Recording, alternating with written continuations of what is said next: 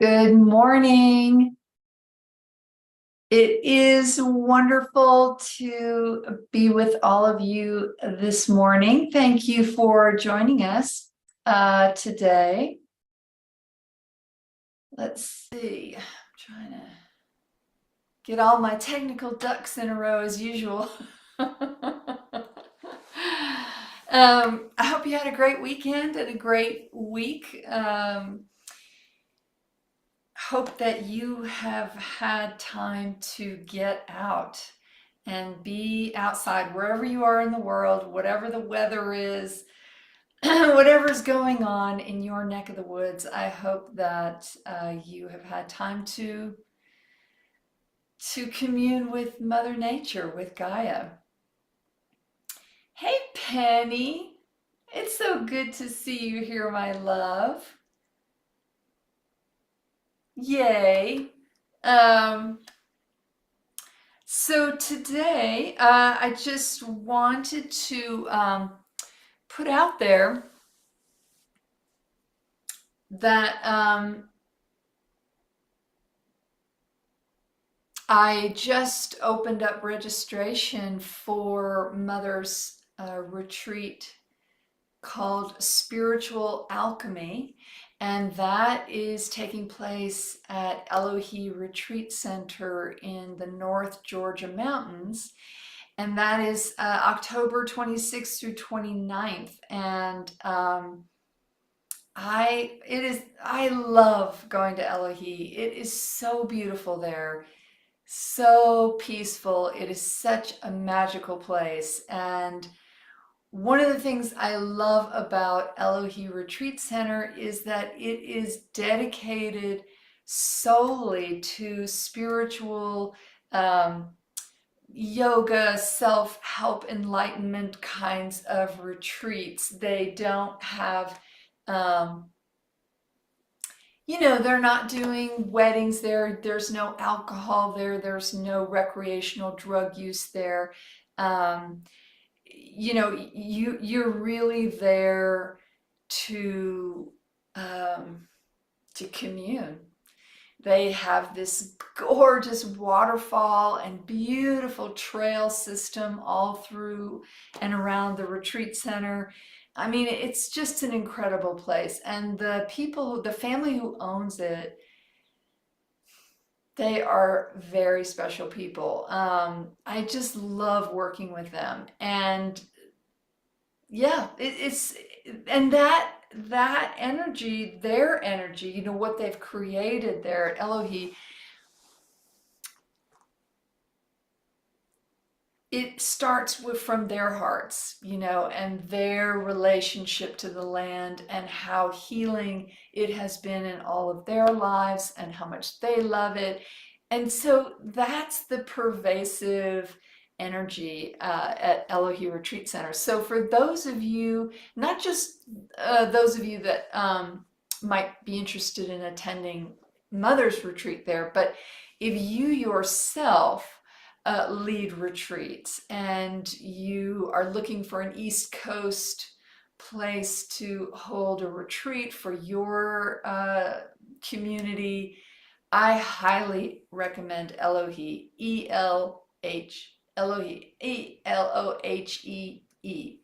And it's elohi.org. You can go and check them out. But yeah, I promise you will have a fantastic experience there. Um,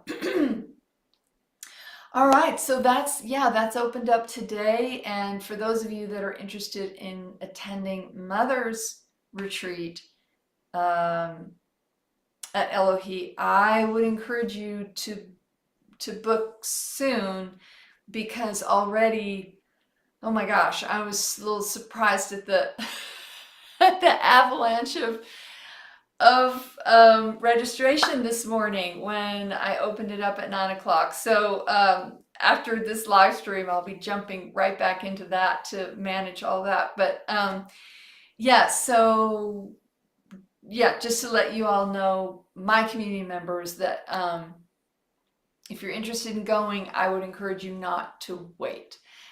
because, yeah, looks like it might fill up pretty quick.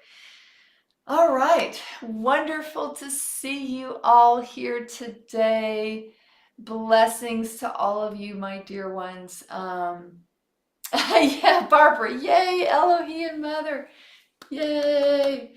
Barbara knows it's yes, as a matter of fact, Barbara, Ms. Bush, I should thank you for making that connection. It was Barbara who brought me to Elohi.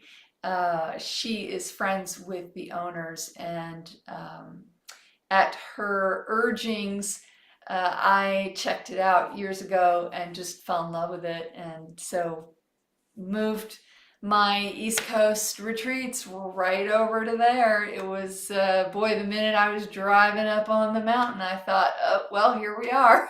This is it. So you can all just, for those of you that love Elohi, you can give Barbara a little heart, little thank you, because she was the wayfinder for me to get to Elohi. So, all right, my lovelies, let us dive in.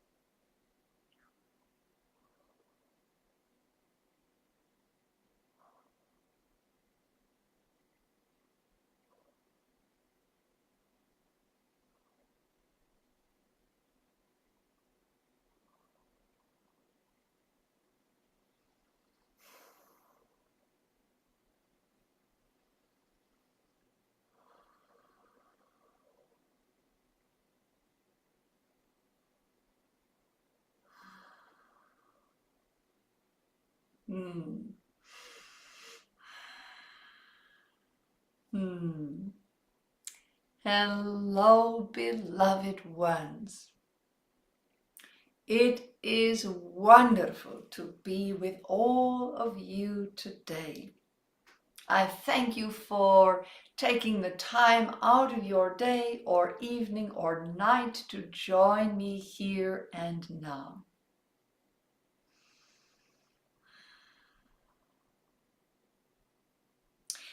So today I would like to focus on relationships and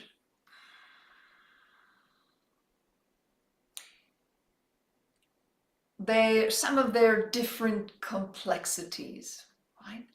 So you all as human animals are wired, you're designed for community, for tribe, for pack, right? You're pack animals. You are used to living in hives or flocks, all the different words for animals to be in families, group families. Now, whether that is birth family or chosen family, it doesn't matter. You all are designed to live together. Now, this is sort of an extension of what I spoke on last week in community, in relation to living communally. And again, let me just reiterate that I'm not talking about everyone breaking off into little groups and living in small communities. What I'm offering you can be utilized in very small groups, individual relationships, or larger communities, right? So these are spiritual principles. These are really human principles that transcend amount of people involved, right? So it can be used for one-on-one or one amongst many. So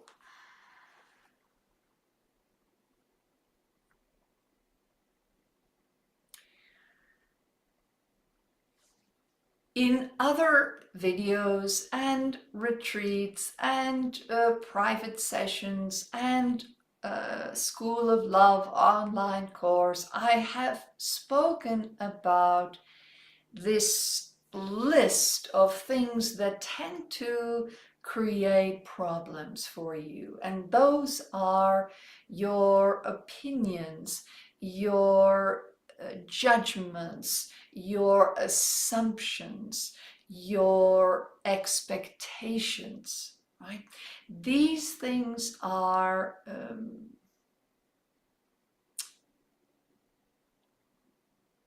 generally projections of your shadow.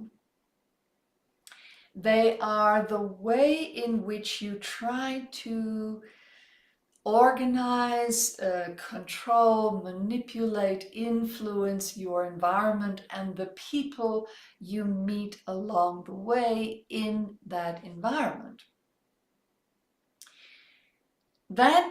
These things are what is called the acquired personality, right? So you come into this world with your own personality. Most mothers, those who have raised children from infancy, can tell you that babies come in with their own personality right away. They have their own essence. And at infancy, there is a purity to that essence because there is nothing yet acquired. This is why in early psychology, it was thought that infants were a blank slate, right? Because they believed that the whole personality was one's acquired personality, but that is not so.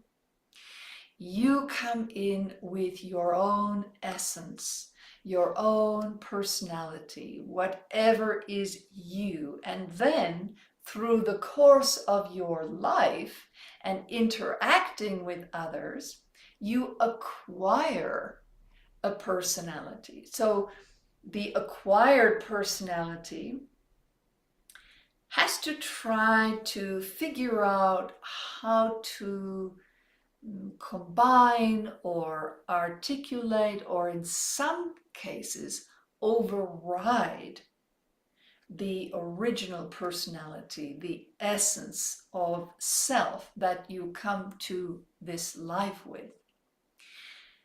And that can be sometimes a very smooth experience, because the personality you enter this human life with might flow and connect very well with your acquired personality. So your personality might accumulate opinions and judgments and expectations and assumptions that seem to work well with your original personality. But For a lot of you, that was not the case.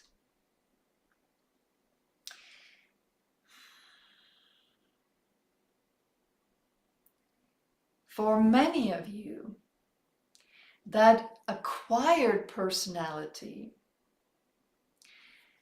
was presented to you, all the elements of that acquired personality, all these elements were presented to you in such a way that it convinced you that these opinions, judgments, assumptions, expectations,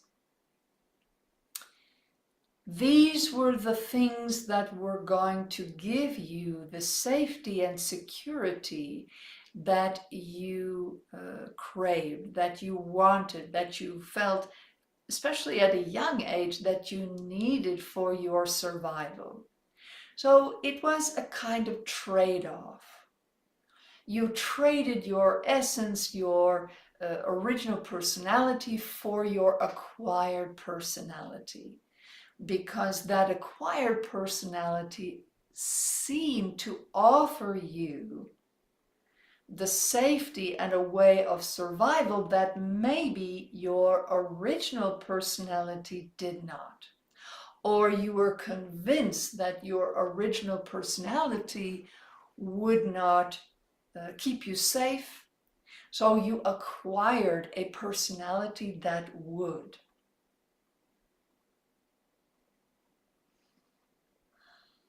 So when you are on a spiritual path, consciously, so everyone's on a spiritual path, whether they know it or not, right? You are of spirit. You are an essence of matter that stems from the creative force within your world. There's lots of names for it: light, Shakti, chi, ki, however you want to pronounce it or say it. This is the creative universal force. And it is a power, it is a force, it does have momentum, it will continue long after your body is dust, right? So this is a constant in this reality.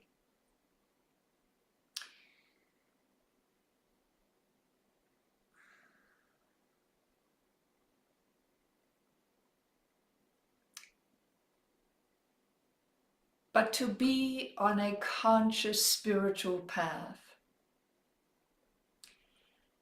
you are asked first to become conscious of your acquired personality.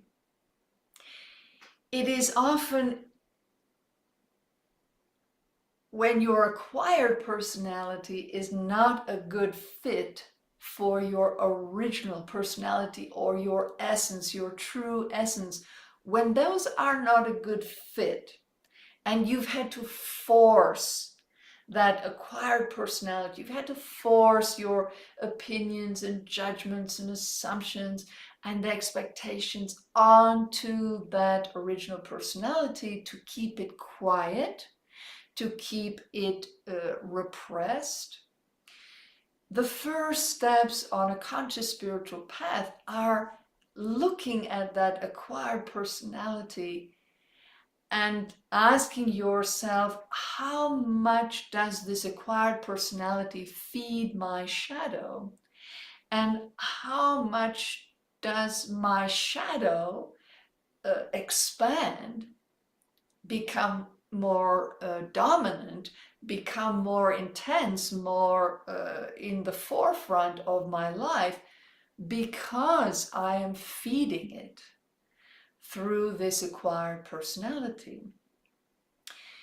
Most people come to a conscious spiritual path because at some point they awaken to the reality that this acquired personality doesn't fit. All of a sudden you feel as though you are wearing shoes that are 2 sizes too small.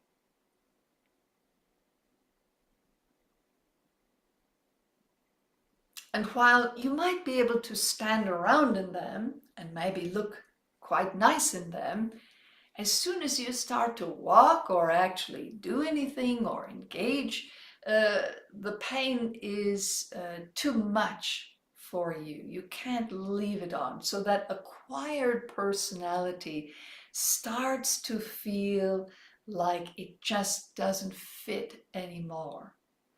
But here's where you run into the big fear. And this is how it really comes through in your relationships. If you are to look at this acquired personality and say, this doesn't really fit me anymore, but what do you do with that? That's a big question and a big trigger for fear, because your essence, your original personality is inside of you. You cannot kill that with an acquired personality, right? It's there. And there's always going to be some working together with both of them. But one is always going to be more dominant than the other. And if the acquired is more dominant, that true essence is still there. But if you don't know it very well, if you are not familiar with it, if you suspect that it's not there, you might start to fear the unknown of yourself. Meaning, if you recognize you need to change that acquired personality, what would you be then? If that's how you identify yourself in relation to others, whether it's a single relationship or a larger relationship or a community relationship, if those acquired opinions and judgments and assumptions and expectations were to evolve or change or transform, who would you be?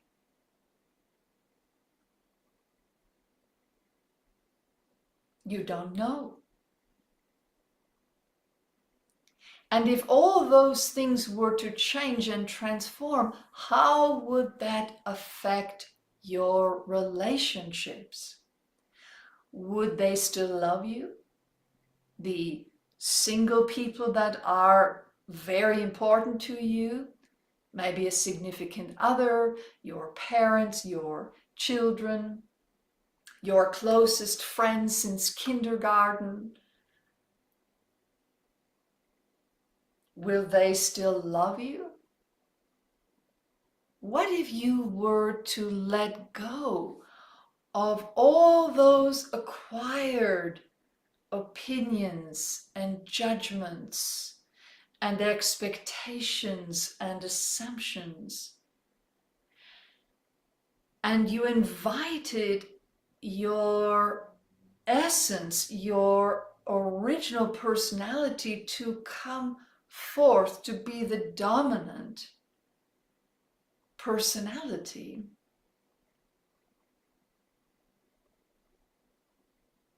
To be the force that changes those opinions and maybe steps out of judgment altogether.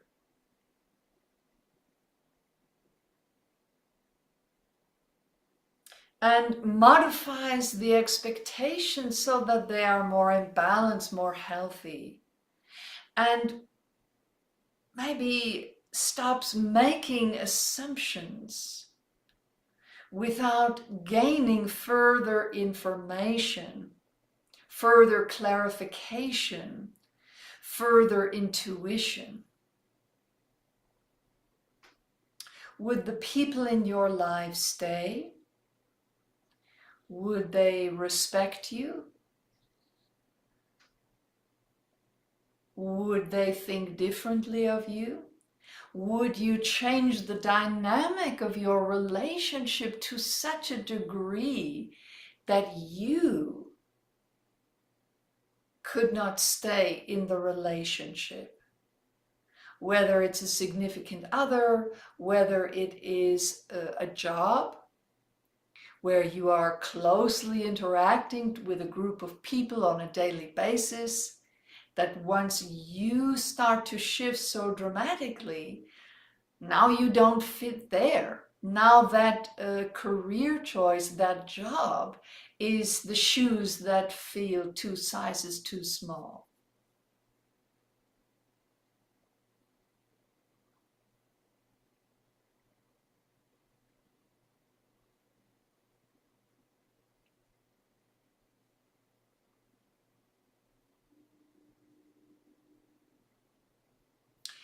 I'm going to tell you what maybe others don't. And that a conscious spiritual path carries a lot of risk to you. It is a rearrangement of not just the choices you make out in the world and the outcome of those choices. It's not just about leaving one job and getting a better job, one that fits you more as you are opening and changing. It is a deeply, deeply transformational inner experience, and that will have effects on your outer life. It will affect your relationships.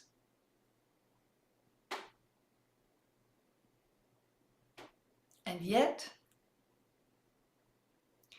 once you awaken to the fact that the acquired personality does not fit, it's too tight, it's painful, you cannot maintain it anymore. Once you reach that point, there is no going back, but people try again and again. They try to say, okay, well, I'll just change this part because it's my marriage that doesn't fit, or it's my job that doesn't fit, or it's my current way that I'm relating to my children. So at first, there's a lot of emphasis on outside things. How do I get my relationship with my kids better, my spouse, my job, all these things. But the truth, beloved ones, is what you are really feeling is it's your personality that does not fit. The acquired personality. That is the awakening that this acquired personality is not who you are in your essence. Your opinions are just that. They are opinions. They do not define you. Your judgments are just that. They are your judgments. They do not define you. And so on with assumptions and expectations. But it is a common belief for human beings to believe that those are the things that actually make the individual who they are. But that is false. That is a false assumption. You acquire those things and you create a personality that is going to offer the best path to safety as you believe it, as it was taught to you, whatever you integrated growing up.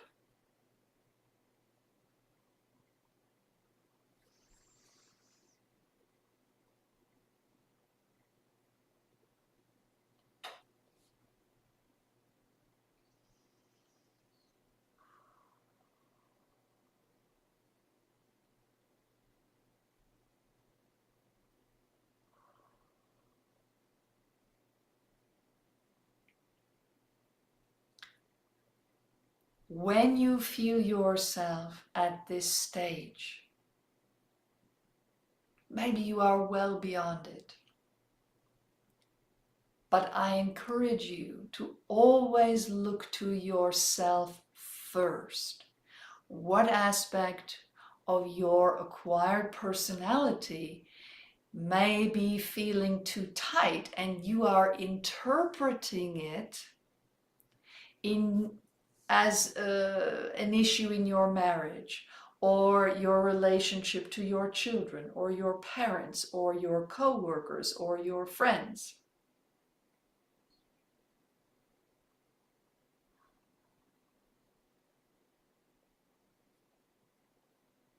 And yes, as the acquired personality begins to unwind, as your true personality, your essence starts to move to the forefront more, there may be people who come and go in your life, right? Old relationships may fall away, whether it's personal or professional, they may fall away and new relationships come into your life. But try, beloved ones, try and do recognize that it's your acquired personality that is shifting, that is unwinding.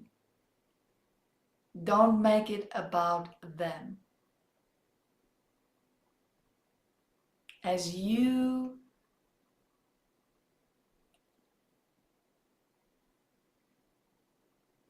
understand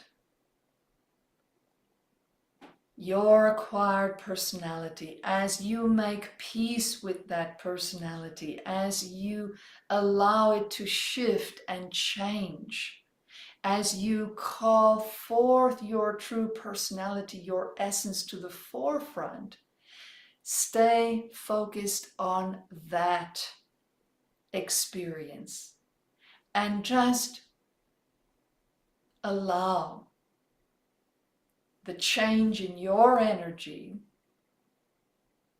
to move into your relationships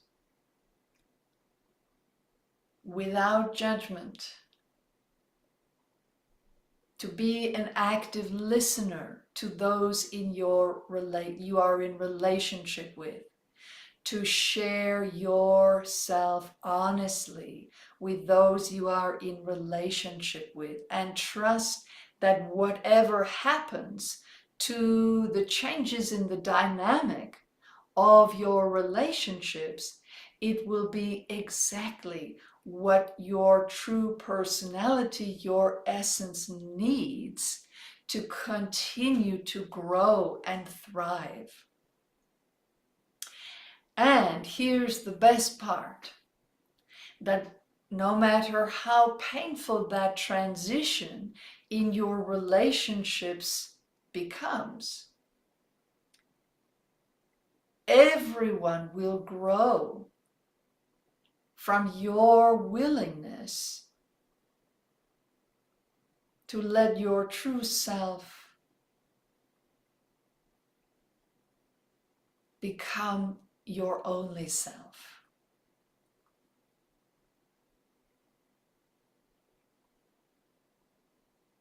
You don't have to control that process. You don't have to make it about the other person. If they'd only do this, and why does he do that, and why does she do that, and why can't they do this? If they only did it this way, it would be better.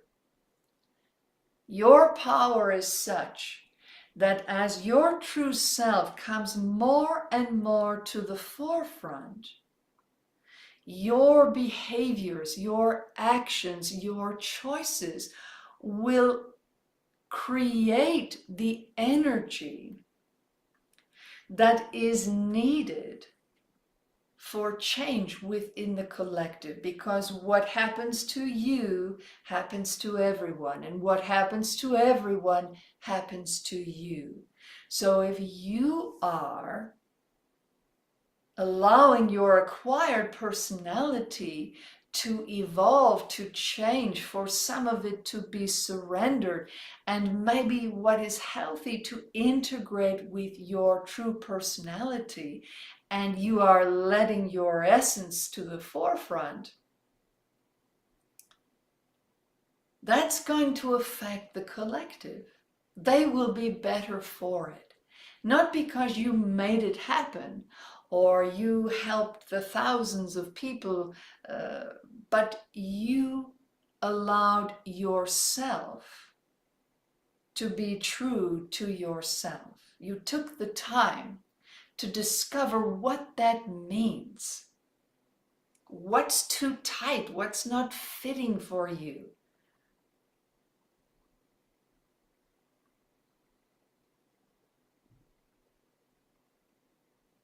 Don't start with the relationship or their behavior.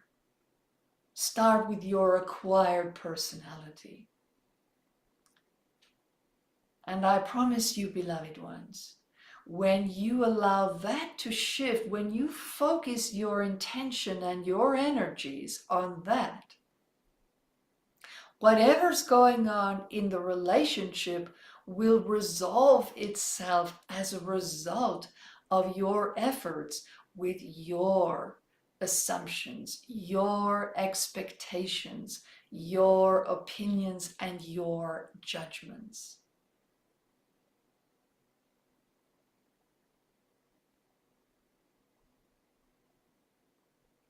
Because the true personality is absolutely easy with asking for what it needs, being willing to help fulfill the needs of others. The true self loves to serve and is not shy about asking for what it needs and then allowing those needs to be fulfilled.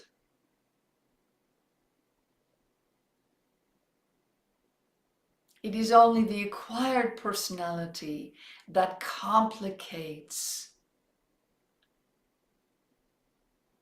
the day-to-day living.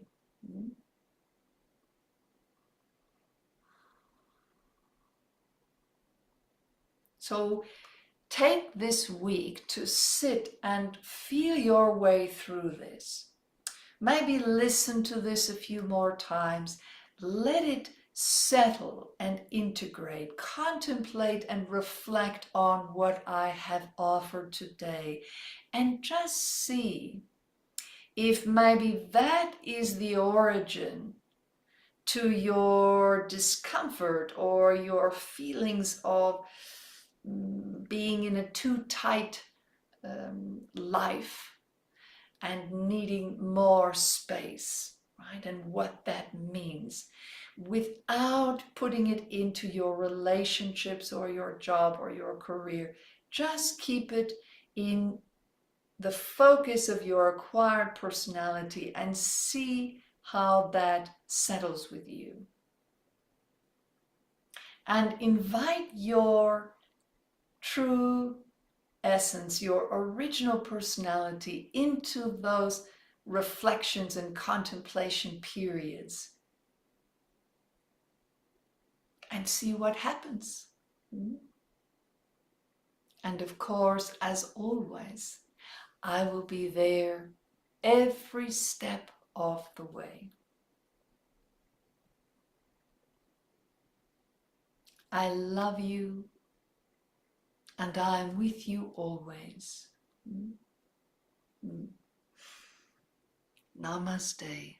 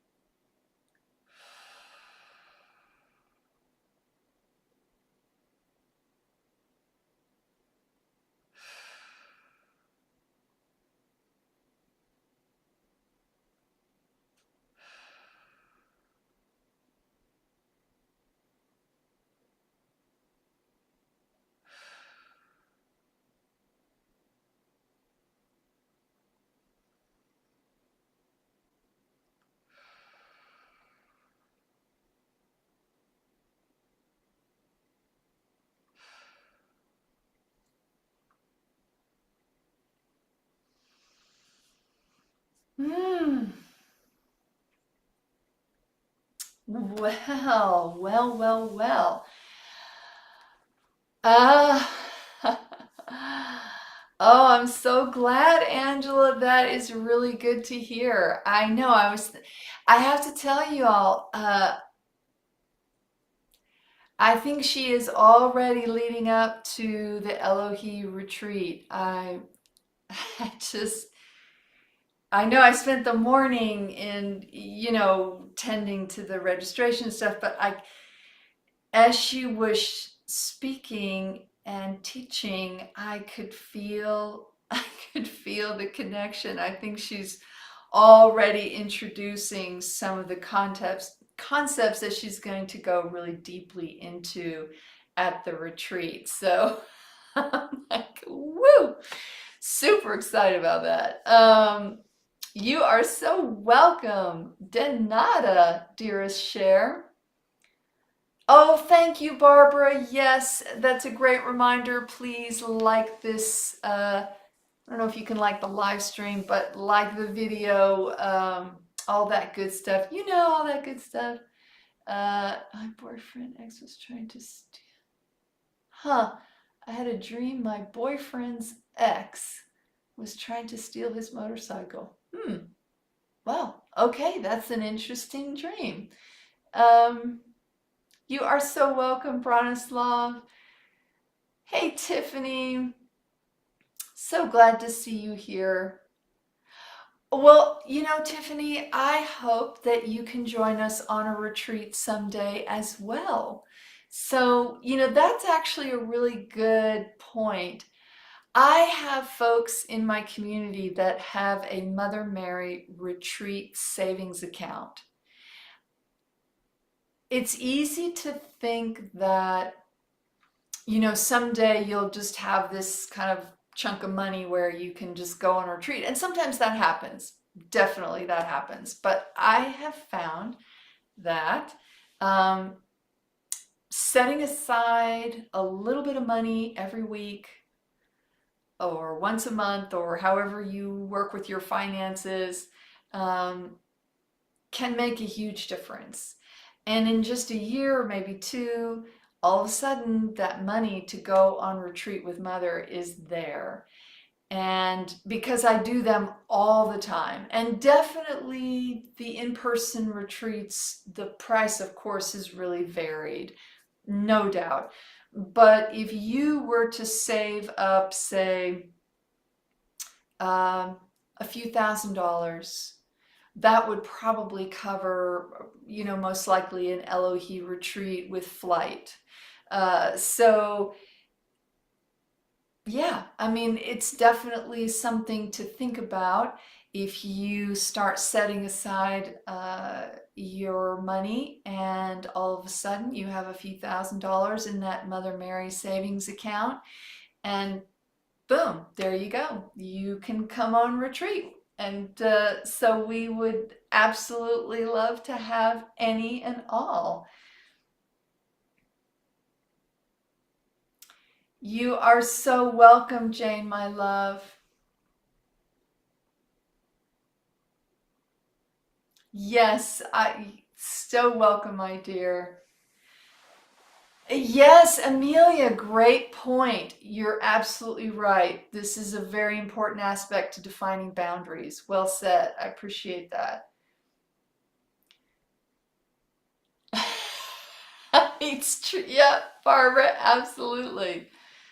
Yep, you're so right. You're so right. Thank you for pointing that out. Yes, agreed, Christine. You are so welcome, Annette. I'm so glad she's speaking to your heart. That is beautiful. Thank you all for being here and for sharing your love and your words and your presence. As always, I appreciate it. And as Barbara pointed out earlier, please do like the video. And if you haven't subscribed to the channel, please do so because we'd love to have you as a more, I guess, energetic presence in the community. So yes, that would be wonderful. So have a great week, and I'll see you back here next Monday. Mwah. Love to all of you. Bye.